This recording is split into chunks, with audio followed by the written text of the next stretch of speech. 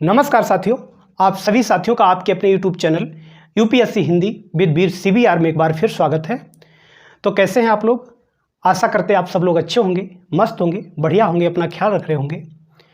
तो आधुनिक भारतीय इतिहास की इस श्रृंखला में आज की ये हमारी 24वीं क्लास है, जिसमें आज आप लोग पढ़ने वाले हैं भारत में ब्रिटिश शक्ति का विस्तार।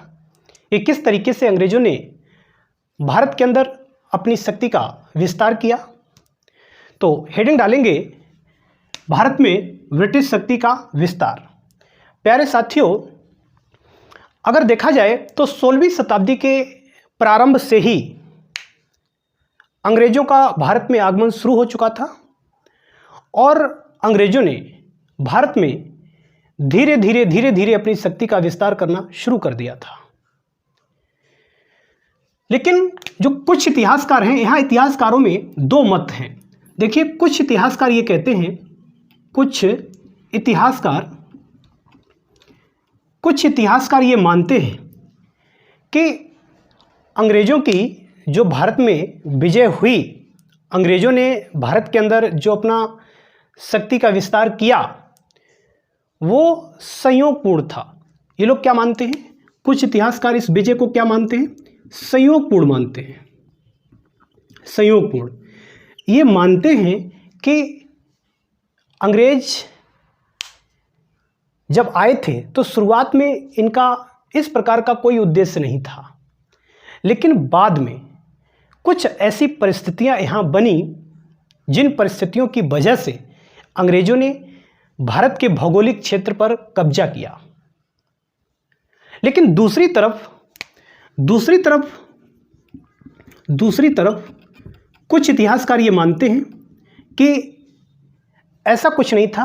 जब अंग्रेज आए थे तो उसी समय इनका ये उद्देश्य था कि भारत में कब्जा करना है, भारत में अपनी शक्ति का विस्तार करना है। तो इनका उद्देश्य पहले से ही था। कुछ इतिहासकार क्या मानते हैं कि ये उद्देश्यपूर्ण ढंग से आए थे, उद्देश्यपूर्ण ढंग से ही आए थे भारत के अंदर। लेकिन कुल मिलाकर अगर देखा जाए तो भले ही इनका प्रारंभ में इस प्रकार का कोई उद्देश्य ना रहा हो, लेकिन बाद में अंग्रेजों ने जो साम्राज्य विस्तार किया, जो अपनी शक्ति का विस्तार किया, ये एक उद्देश्यपूर्ण ढंग से ही किया। इसके बाद हेडिंग डालेंगे भारत में अंग्रेजों की शक्ति विस्तार की शुरुआत। भारत में अंग्रेजों की शक्ति विस्तार की शुरुआत, ये हेडिंग डाल लो आप लोग। तो देखिए, कुछ इतिहासकार इसकी शुरुआत को अगर देखा जाए तो कुछ इतिहासकार ये मानते हैं कि इस विस्तार की शुरुआत, अंग्रेजों की शक्ति विस्तार की शुरुआत 1740 के वर्ष से शुरू हो जाती है, जब ये आंग्लो फ्रांसीसियों का जब युद्ध चल रहा था, जिसमें अंग्रेजों को सफलता प्राप्त हुई थी। तो उसके बाद से इन्होंने अपनी शक्ति का विस्तार करना शुरू कर दिया। ये कुछ इतिहासकार मानते हैं। कुछ लोग अंग्रेजों की शक्ति का विस्तार 1757 के प्लासी के युद्ध के बाद, प्लासी का जो युद्ध हुआ था उसमें अंग्रेजों को विजय प्राप्त हुई थी और उस विजय के बाद से ही अंग्रेजों ने भारत में अपनी शक्ति को विस्तारित करना शुरू कर दिया। कुछ इतिहासकार ये मानते हैं कि ये 1764 का वर्ष था, जब बक्सर का युद्ध हुआ था। उसके बाद से इन्होंने अपनी शक्ति को विस्तारित करना शुरू किया। हालांकि अगर देखा जाए तो देखो, विभिन्न घटनाक्रम घटित हो रहे थे और धीरे धीरे उन घटनाक्रमों के घटित होने के पश्चात धीरे धीरे अंग्रेज अपनी शक्ति को विस्तारित कर रहे थे। यहाँ पर ये फिक्स करना सही नहीं है कि इस युद्ध के बाद से ही इन्होंने अपनी शक्ति का विस्तार किया। देखा जाए तो ये लगातार हर घटनाक्रम के बाद ये अपनी शक्ति को विस्तारित करते चले जा रहे थे। और जो भारत के अंदर जो मुगल सत्ता थी ये धीरे धीरे ये कमज़ोर होती चली जा रही थी, ये कमज़ोर हो रही थी लगातार। और जो मुगल सत्ता के बाद अगर देखा जाए तो दूसरी जो सबसे बड़ी शक्ति थी मराठा शक्ति। कौन सी शक्ति थी? मराठा शक्ति। और मराठों में क्या था? इनमें आंतरिक कलह थी, आंतरिक कलह। और इस आंतरिक कलह के कारण मराठा भी कहीं न कहीं उबर नहीं पा रहे थे, मराठा भी धीरे धीरे कमज़ोर होते चले जा रहे थे। और अंग्रेज लगातार अपनी शक्ति को बढ़ा रहे थे। दूसरी चीज़, अंग्रेज़ों के पास हल्के आग्नेयास्त्र थे, अच्छे हथियार थे, लेकिन भारतीयों के पास भारी आग्नेयास्त्र थे और वो कहीं न कहीं धीमे भी चलते थे। और इसलिए कहीं न कहीं जो भारतीय सैनिक थे, भारतीय सेना थी, इसने अंग्रेजी सेना का मुकाबला नहीं कर पाया। हालांकि अगर देखा जाए तो इसे हम साफ कर दे रहे हैं। हालांकि अगर देखें तो कुछ भारतीय सैनिक ऐसे थे, कुछ भारतीय राजा, कुछ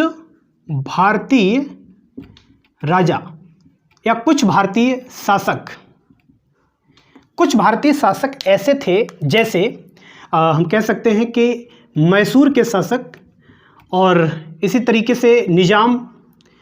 ये कुछ ऐसे शासक थे जिन्होंने अपनी सेना को फ्रांसीसियों की तर्ज पर प्रशिक्षण देना शुरू किया था। इन लोगों ने क्या किया? यहाँ के जो शासक थे, इन्होंने अपनी सेना को फ्रांसीसियों की तर्ज पर प्रशिक्षित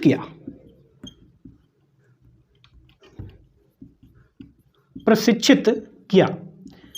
लेकिन ठीक है, सेना जो है फ्रांसीसियों के तर्ज पर प्रशिक्षित तो हो गई, लेकिन जो अधिकारी थे, भारतीय अधिकारी, इन्होंने इसको सही ढंग से क्रियान्वित नहीं कर पाया। और दूसरी चीज़, भारतीय सेना के अंदर अनुशासन की भी कमी थी और इसलिए भारतीय सेना अंग्रेजी सेना का मुकाबला नहीं कर सकी।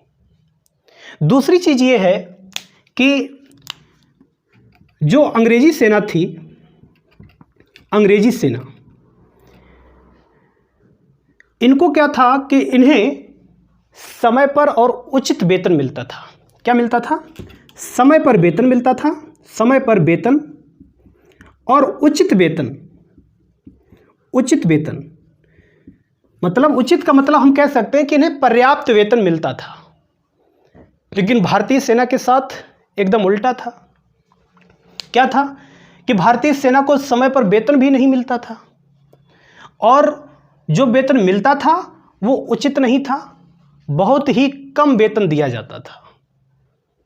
और इसलिए भारतीय सेना अपने राजा के प्रति वफादार नहीं रह पाती थी और कभी कभी तो ये पैसों के लालच में ये विपक्षी दल से भी मिल जाते थे, दूसरे पक्ष से जाकर के ये लोग मिल जाते थे। साथ ही साथ अगर देखें तो जो अंग्रेजी सेना थी ये विश्वसनीय थी, ये विश्वसनीय थी और कह सकते हैं कि ये योग्य सेना थी। जो अंग्रेजी सेना थी ये योग्य सेना थी, विश्वसनीय थी और सुप्रशिक्षित कह सकते हो, सुप्रशिक्षित, ये सुप्रशिक्षित थी। और इधर जो भारतीय सेना थी ये कैसी थी? देखिए, भारतीय सेना जो थी, भारतीय सैनिक और जो अधिकारी होते थे, जो अधिकारी, अगर देखा जाए तो ये लोग कह सकते हैं कि आपसी संबंधों के आधार पर इन्हें नियुक्त किया जाता था।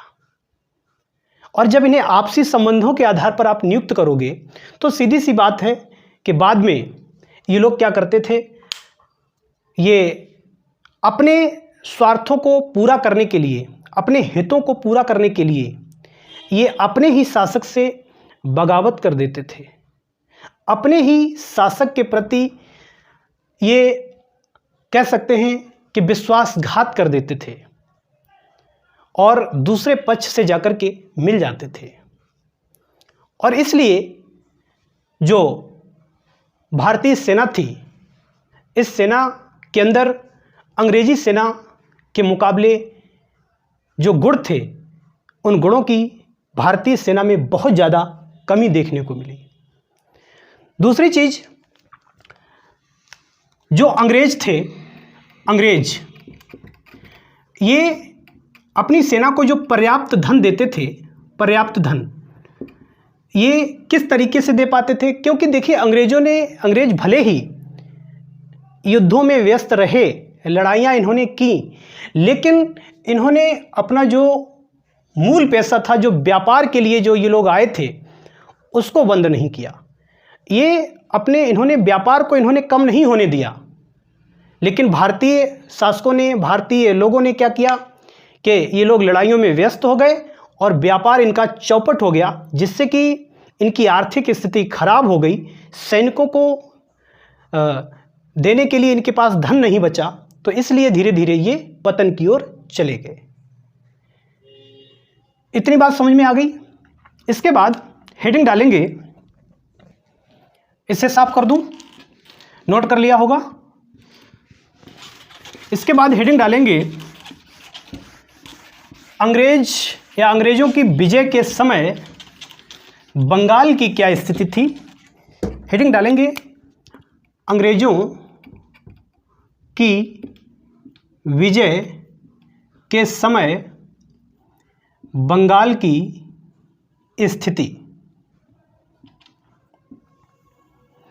प्यारे साथियों, बंगाल की स्थिति की अगर बात करें तो देखा जाए तो बंगाल उस समय बहुत ही संपन्न था, संपन्न क्षेत्र था। और उस समय बंगाल का जो क्षेत्र था, अगर देखा जाए, इसमें कह सकते हैं कि बांग्लादेश का जो क्षेत्र है, वो क्षेत्र भी बंगाल के क्षेत्र में ही आता था। उड़ीसा का क्षेत्र, ये क्षेत्र भी बंगाल के क्षेत्र में ही आता था। बिहार का क्षेत्र भी बंगाल के क्षेत्र में आता था। और ये बहुत ही संपन्न क्षेत्र था। यहाँ से अगर देखा जाए तो बहुत सारी वस्तुओं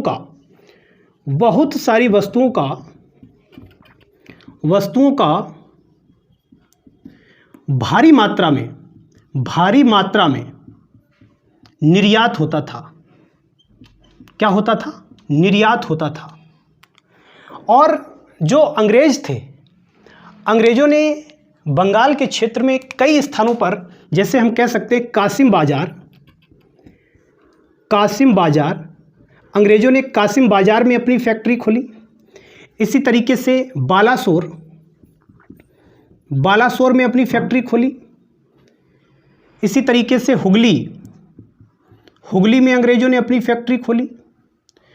और ढाका में अपनी फैक्ट्री खोली, ढाका। और इसी तरीके से पटना, इन क्षेत्रों में अंग्रेजों ने अपनी फैक्ट्रियां लगाईं, अपनी फैक्ट्रियां खोली। और धीरे धीरे इन्होंने अपने आप को मजबूत करना शुरू कर दिया। और जब बंगाल का नवाब मुर्शीद कुली खां बना, तब क्या होता है, बंगाल का नवाब जब मुर्शीद कुली खां ये बना, तो इसने क्या काम किया कि बंगाल को स्वतंत्र करना शुरू कर दिया। मुर्शीद कुली खां के बाद कौन बनता है? सुजाउद्दौला। शुजा-उद-दौला। शुजा-उद-दौला बंगाल का नवाब बना। इसके बाद सरफराज बंगाल का नवाब बनता है। इसके बाद अलीवर्दी खां ये नवाब बना। इसके बाद में सिराज-उद-दौला ये नवाब बनते हैं। तो इन लोगों ने मुर्शीद कुली खां से लेकर के सिराज-उद-दौला तक जो नवाब रहे, ये बहुत ही कह सकते हैं ये योग्य शासक थे और इन्होंने बंगाल को काफ़ी मजबूत किया।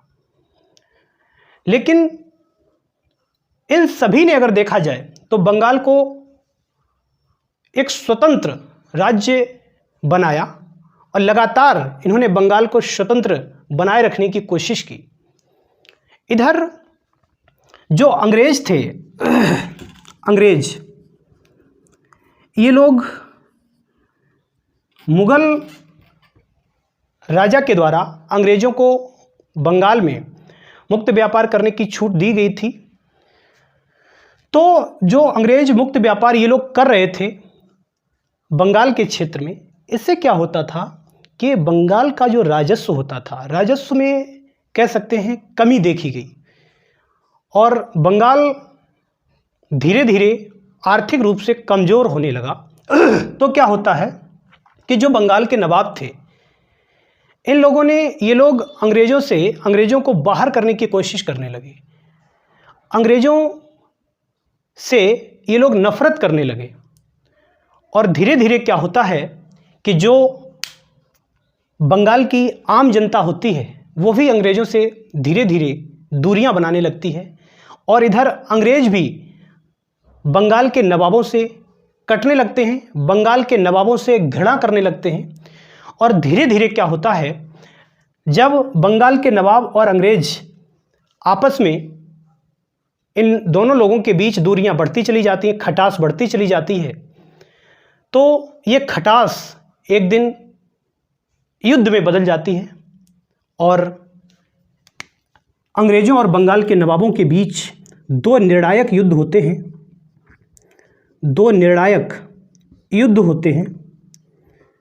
और ये कौन से युद्ध हैं? ये जो निर्णायक युद्ध हैं, ये युद्ध अगर देखा जाए तो बंगाल के नवाबों के हाथों से सत्ता निकल जाती है और अंग्रेज़ों के हाथों में ये सत्ता बंगाल की पहुंच जाती है। तो पहला तो युद्ध था प्लासी का युद्ध जो 1757 में हुआ और दूसरा बक्सर का युद्ध जो 1764 में हुआ। ये दो निर्णायक युद्ध होते हैं और इनके माध्यम से क्या होता है कि बंगाल की जो शासन की बागडोर थी वो अंग्रेज़ों के हाथों में चली जाती है। तो फिलहाल इस क्लास में आज के लिए इतने रखेंगे, क्लास को ज़्यादा बड़ा नहीं करेंगे। और क्लास कैसी लगी कमेंट बॉक्स में ज़रूर बताइए, क्लास को लाइक ज़रूर करें और अपने दोस्तों में भी शेयर करें। कल फिर मुलाकात होगी एक नई क्लास में, तब तक के लिए नमस्कार।